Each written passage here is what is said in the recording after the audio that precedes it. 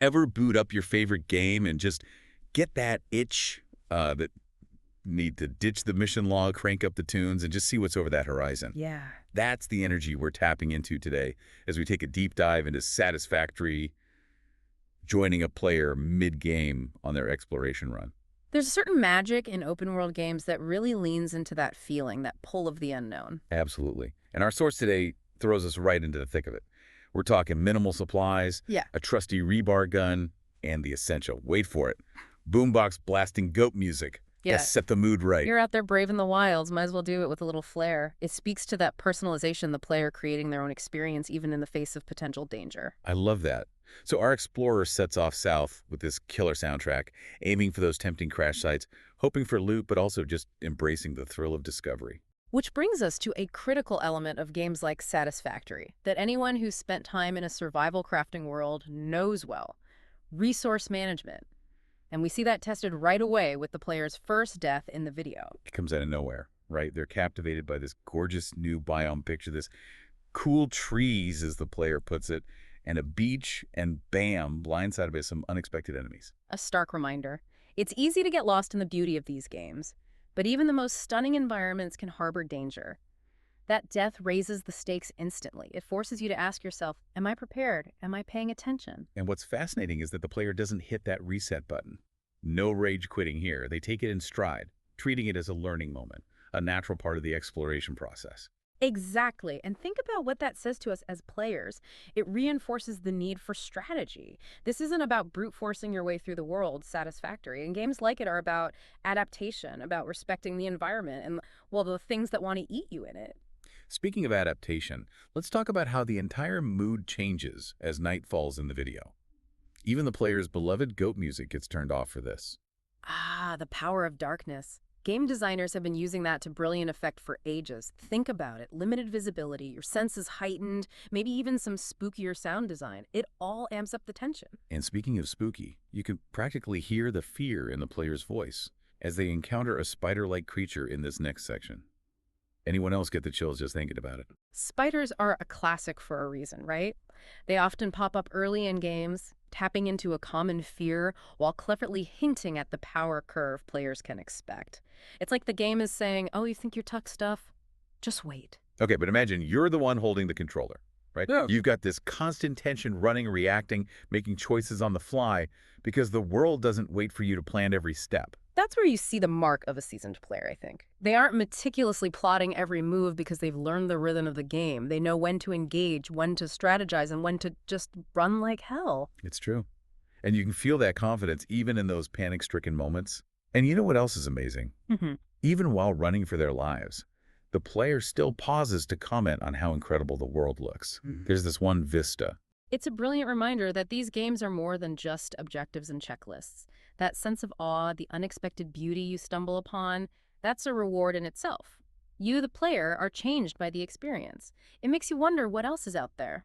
What other wonders haven't I found yet? And often that leads to pushing a little further than you might have planned. Which is exactly what happens with our explorer. They're practically drowning in loot at this point, but the sheer scale of the world seems to hit them. That feeling of, I've barely scratched the surface, it's almost tangible. And this is where things get really interesting.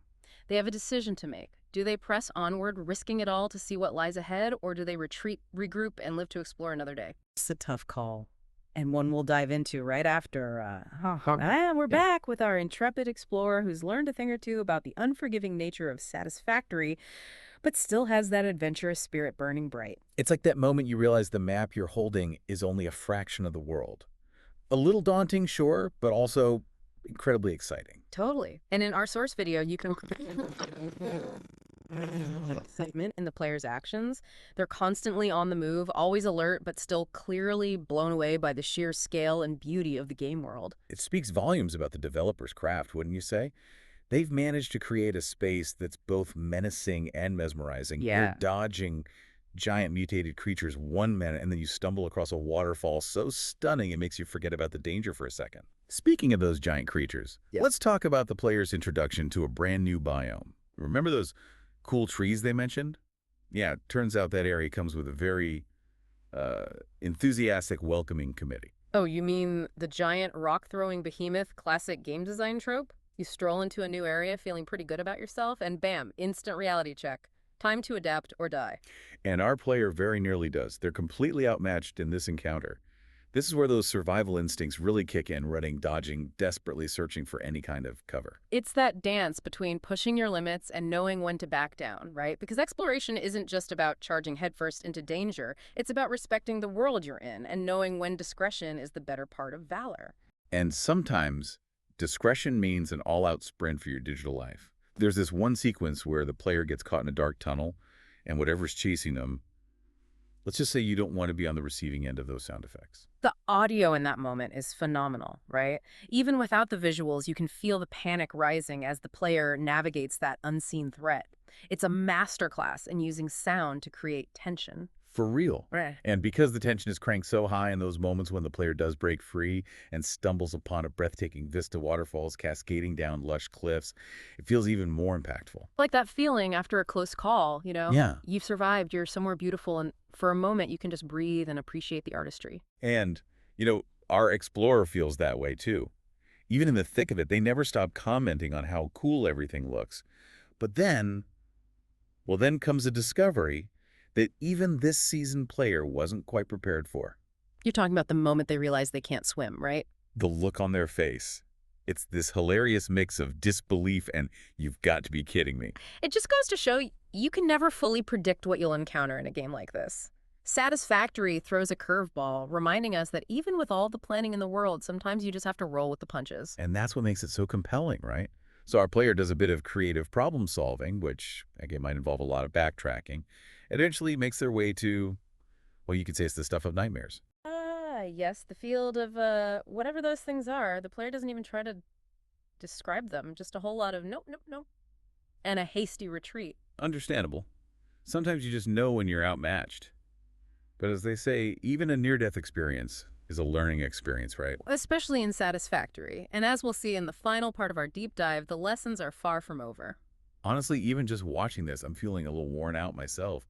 All that running and dodging and barely escaping all those giant mutated thingamajigs. It's something else when a game can pull you in like that, even as a spectator. It really speaks to how immersive it is. For sure.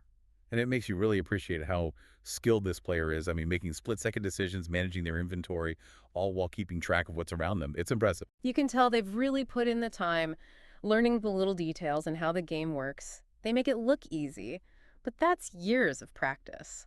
But even the best explorers can get caught by surprise sometimes. Like what we're about to see here.